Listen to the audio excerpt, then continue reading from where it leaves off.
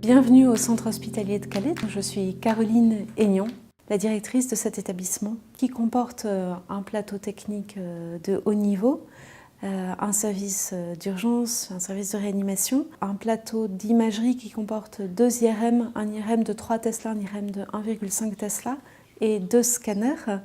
Nous disposons au total dans le centre hospitalier de Calais de 940 lits et places, dont 360 lits et places dédiés aux activités de médecine, chirurgie et d'obstétrique. Au titre de l'innovation, cet établissement s'est doté d'une cellule de l'innovation et depuis l'année 2017, une unité de recherche clinique a vu le jour au centre hospitalier de Calais et participe à des programmes de recherche clinique, notamment dans le champ de la neurologie ou dans le champ de la cancérologie par exemple.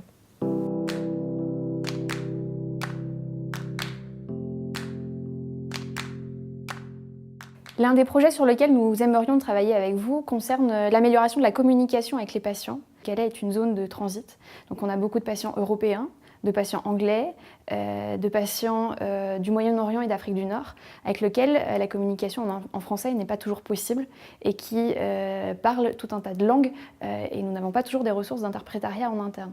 Donc nous avons développé des outils de communication par pictogramme pour pouvoir leur expliquer les règles de vie dans un service hospitalier, les programmes de soins, les règles hôtelières et c'est des outils qu'on cherche encore à développer.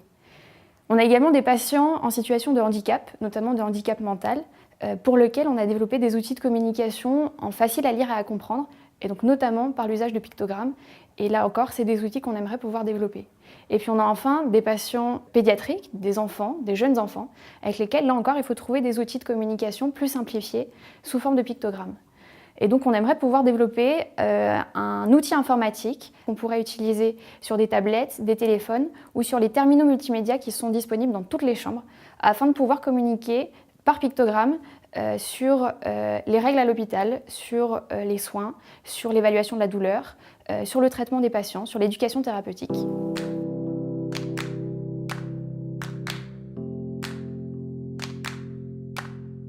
On voudrait développer un projet assez important et peut-être novateur, puisqu'on ne l'a pas encore vu en tout cas dans d'autres établissements, qui est celui de développer la mobilisation auprès de personnes qui ont subi une intervention assez lourde au niveau notamment des jambes, une amputation, ou même au niveau des bras d'ailleurs. Et donc au travers de la réalité virtuelle, par casque, c'est de pouvoir les mettre dans un contexte particulier, en simulation. L'idée c'est effectivement d'avoir une rapidité de récupération, donc en termes de rééducation, en termes de mobilisation.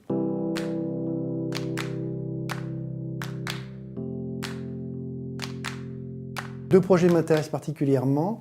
Le e-learning pour que les nouveaux arrivants au centre hospitalier de Calais, c'est-à-dire les infirmières, les internes, mais également les médecins, qu'ils soient aux urgences ou dans les autres services, puissent rapidement acquérir les réflexes vis-à-vis de la prise en charge des accidents vasculaires cérébraux, savoir les reconnaître, savoir donner l'alerte pour pouvoir faire bénéficier aux patients des premiers gestes thérapeutiques, puisque c'est une urgence et il faut donc que tout le monde soit sur le même niveau de formation dans les services pour pouvoir prendre en charge ce type de patient.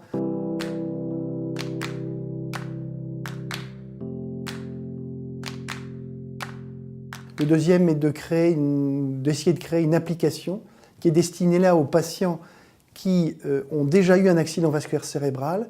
Cette application leur permettrait de consulter sur leur smartphone par exemple le traitement en cours, d'y mettre les rendez-vous, d'y mettre également les résultats biologiques, d'y mettre les résultats de leur prise en charge de tension artérielle, et éventuellement de pouvoir rappeler la prise des médicaments pour essayer sur un seul outil d'avoir le maximum d'informations, tout ça étant fait pour éviter le risque de récidive.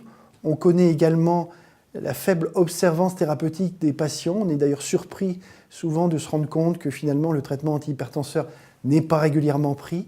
Et s'il y a un rappel de prise des médicaments, ça pourrait être aussi très intéressant.